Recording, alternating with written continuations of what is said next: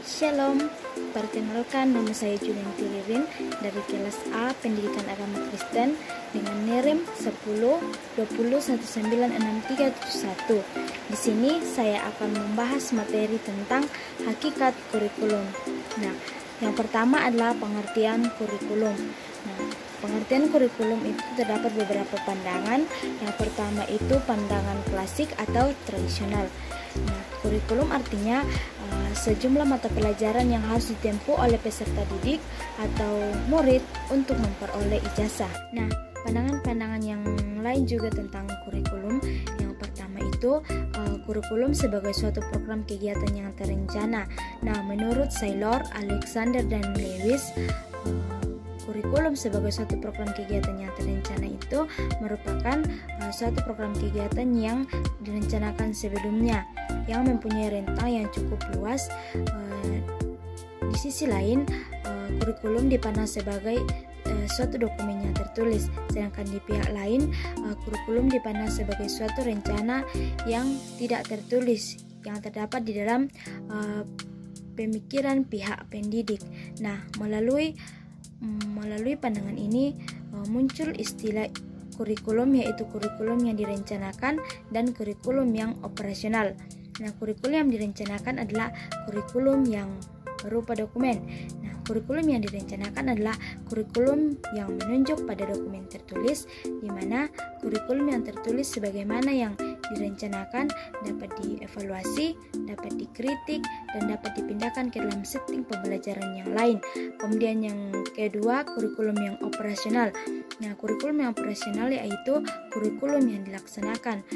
Contohnya, proses pembelajaran yang dilaksanakan antara guru dan siswa yang dilakukan baik di dalam ruang kelas maupun di luar kelas.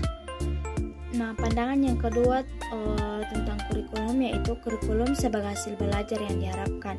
Nah, menurut Johnson pada tahun 1977 dan Postnes pada tahun 1802, pandangan terhadap kurikulum tidak dilihat sebagai alat untuk proses pembelajaran, tetapi menjadikan kurikulum itu sebagai tujuan atau akhir yang akan dicapai. Kemudian pandangan yang ketiga yaitu kurikulum sebagai pengalaman belajar. Nah, pelaksanaan kurikulum ini bukan hanya dilakukan di dalam kelas, tetapi juga di luar kelas. Nah, dengan artian bahwa tujuan pendidikan bukan hanya untuk mempelajari mata pelajaran atau bidang pengetahuan yang tersusun, tetapi kurikulum juga berperan sebagai pengalaman belajar baik bagi pendidik maupun bagi peserta didik yang di dalamnya membentuk pribadi dan cara belajar hidup dalam masyarakat. Nah, dari beberapa pandangan-pandangan ini muncul pembagian kurikulum, yaitu kurikulum yang formal dan kurikulum yang tidak formal. Nah, kurikulum yang formal mencakup tujuan pembelajaran yang umum dan spesifik, kemudian bahan pelajaran yang tersusun secara sistematis, kemudian yang ketiga strategi belajar mengajar yang digunakan dan kegiatan-kegiatannya. Nah, kemudian yang kedua, kurikulum yang tidak formal meliputi semua kegiatan yang direncanakan namun tidak terkait dengan pelajaran akademis tertentu dan kelas tertentu. Nah, kurikulum yang tidak formal juga dianggap sebagai pelengkap untuk kurikulum formal. Contohnya, pertandingan yang dilakukan antar kelas atau antar sekolah, kegiatan pramuka, dan sebagainya. Kemudian hakikat kurikulum yang kedua yaitu peranan kurikulum. Nah, peranan kurikulum ini ada 3, yaitu peran konservatif, peranan kritis atau evaluatif, dan peranan kreatif. Nah, peranan konservatif, sekolah sebagai suatu lembaga pendidikan memiliki tugas dan tanggung jawab untuk mewariskan nilai-nilai dan budaya masyarakat kepada generasi muda, yakni siswa. Nah, peran kurikulum ini adalah untuk melestarikan nilai-nilai budaya sebagai warisan dari masa lampau dan dikaitkan dengan kemampuan ilmu pengetahuan dan teknologi. Nah, Peranan yang kedua yaitu kritis atau evaluatif. Nah, kurikulum ini berperan untuk menyeleksi atau mengevaluasi nilai-nilai dan budaya yang perlu dipertahankan dan nilai-nilai budaya baru mana yang harus dimiliki peserta didik yang bermanfaat bagi kehidupan mereka. Nah, peranan yang ketiga adalah kreatif.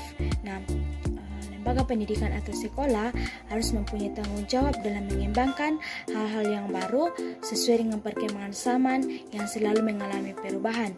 Nah, peran kreatif ini membantu peserta didik untuk mengembangkan potensi yang dimiliki. Maka, kurikulum menciptakan pelajaran, pengalaman, cara berpikir, kemampuan, dan keterampilan yang baru yang memberikan manfaat bagi masyarakat. Hakikat kurikulum yang ketiga yaitu fungsi kurikulum. Nah, selain memiliki peranan, kurikulum juga memiliki fungsi baik untuk peserta didik maupun para pendidik. Nah, fungsi kurikulum bagi peserta para pendidik itu berfungsi sebagai pedoman merencanakan, melaksanakan, dan mengevaluasi kegiatan pembelajaran. Nah, ada juga fungsi kurikulum bagi kepala sekolah yaitu untuk merencanakan dan menyusun program sekolah. Kemudian fungsi kurikulum bagi para pengawas yaitu sebagai panduan dalam pelaksanaan supervisi. Nah, menurut Alexander, fungsi kurikulum bagi para peserta didik atau siswa itu ada beberapa. Yang pertama, fungsi penyesuaian, kemudian fungsi integrasi, fungsi diferensiasi, fungsi persiapan, fungsi pemilihan, dan fungsi diagnostik. Nah, kemudian hakikat yang keempat yaitu hubungan kurikulum dengan pembelajaran. Nah, menurut Saylor, kurikulum dan pembelajaran seperti Romeo dan Juliet. Artinya, berbicara tentang Romeo berarti berbicara juga tentang Juliet. Romeo tidak akan berarti apa-apa tanpa Juliet. Nah, begitu juga hubungan kurikulum dengan pembelajaran. Tanpa kurikulum sebagai sebuah rencana, maka pembelajaran tidak akan efektif dan efisien. Begitu juga dengan pembelajaran. Tanpa pembelajaran sebagai implementasi sebuah rencana, maka kurikulum tidak akan memiliki arti apa-apa. Nah, Olivia juga mengungkapkan hubungan kurikulum dengan pembelajaran yaitu memiliki keterkaitan yang sangat erat. Kurikulum berhubungan dengan isi atau materi yang harus dipelajari, sedangkan pembelajaran berkaitan dengan cara mempelajari isi atau materi itu. Nah, dengan demikian jelas bahwa hubungan kurikulum dan pembelajaran merupakan dua hal yang tidak terpisahkan. Nah, kurikulum berfungsi sebagai pedoman yang memberikan arah dan tujuan pendidikan serta isi yang harus dipelajari. Nah, sedangkan pembelajaran adalah proses yang terjadi dalam interaksi belajar mengajar antara guru dan siswa.